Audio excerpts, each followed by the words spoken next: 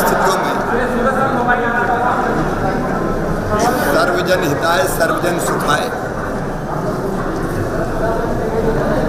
Budget है ये। हमारे प्रधानमंत्री जी ने मंत्र दिया था आत्मनिर्भर भारत, और हमने फैसला किया आत्मनिर्भर भारत के लिए आत्मनिर्भर मध्य प्रदेश। और ये आत्मनिर्भर मध्य प्रदेश केवल मंत्री और अफसरों ने नहीं, हमने वेबिनार किए, विशेषज्ञों को आमंत्रित किया, हमने जनता से सुझाव मांगे थे। तो अलग अलग क्षेत्रों के विशेषज्ञ, आम जनता, समाज के हर वर्ग के लोग, सबके साथ चर्चा और विचार विमर्श करके हमने आत्मनिर्भर भारत का के लिए आत्मनिर्भर मध्य प्रदेश का एक रोड मैप बनाया। आत्मनिर्भर मध्य प्रदेश बनाने का बजट है। इसके 4 प्रमुख स्तंभ, एक अधोसंरचना। अगर आप देखेंगे तो अधोसंरचना पर चाहे वो पानी हो, बिजली हो, पानी मतलब पीने का पानी छोड़ के घरों में सिंचाई की बात कर रहा हूँ। अगर आप देखेंगे तो 44,152 करोड़ रुपए का लगभग प्रावधान किया गया है। आप जानते हैं कि अधोसंरचना के निर्माण से रोजगार के अवसर भी पैदा हो गए। अधोसंरचना निर्माण और 2 और प्रमुख चीजें थी, एक शिक्षा और स्वास्थ्य। और दोनों पे अगर देखेंगे, शिक्षा और उससे जुड़े हुए क्षेत्रों पर, क्योंकि मैं पहले भी कहता रहा हूँ 2 प्राथमिकता है हमारी, हेल्थ और एजुकेशन। हमको सरकारी स्कूलों की शिक्षा गुणवत्तापूर्ण करनी पड़ेगी। इसलिए सीएम राइज स्कूल जैसे सुझाव हमारे पास आए, और शिक्षा क्षेत्र के लिए भी लगभग 40,958 करोड़ रुपए का प्रावधान मध्य प्रदेश में पहले कभी नहीं किया गया। और उसके साथ साथ हम 9 नए मेडिकल कॉलेज बना रहे हैं। ये अपने आप में स्वास्थ्य के क्षेत्र में काम करने के लिए केवल मेडिकल कॉलेज नहीं, हेल्थ सेक्टर में प्राइमरी और बुनियादी सुविधाओं के निर्माण के लिए पर्याप्त धनराशि की व्यवस्था की गई है। तो हेल्थ और एजुकेशन जो अछूता सा रहता था, उस पर हमने जोर दिया है। एक बड़ी बात और इस बजट में, पहले टर्म में हमने तय किया था कि बेहतर सड़कें बने। दूसरे टर्म में हमने तय किया था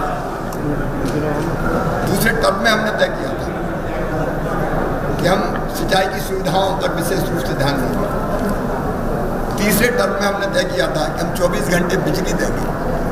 इस बार हमने तय किया शिक्षा स्वास्थ्य के साथ साथ हर घर को पीने का पानी, शुद्ध पेयजल, गांव में भी नल से मिले, टैप वाटर से मिले। और इसलिए जल जीवन मिशन के अंतर्गत नल जल योजनाओं के लिए जो प्रावधान किया है वो अपने आप में ऐतिहासिक है। और ये महिलाओं के लिए, बहनों के लिए, बेटियों के लिए एक बड़ी सौगात है। हमने ये भी तय किया कि अर्थव्यवस्था को खड़ा करने के लिए मैं पूरी तरह से संतुष्ट हूँ कि कोरोना के बाद भी, कोरोना के इतने बड़े संकट के बाद भी 19-20 की तुलना में हमारी जो सकल घरेलू उत्पाद है वो केवल 2.12% कम हुआ है, जबकि 7%, 8% कमी की आशंका थी। हमने कोविड काल में भी बेहतर काम करके उसको सीमित करने की कोशिश की। और अब पिछले साल से इस साल जो हमने बजट प्रावधान बढ़ाया वो लगभग 22% बढ़ाया है। एक बहुत महत्वाकांक्षी लक्ष्य हमने उसके लिए रखा है।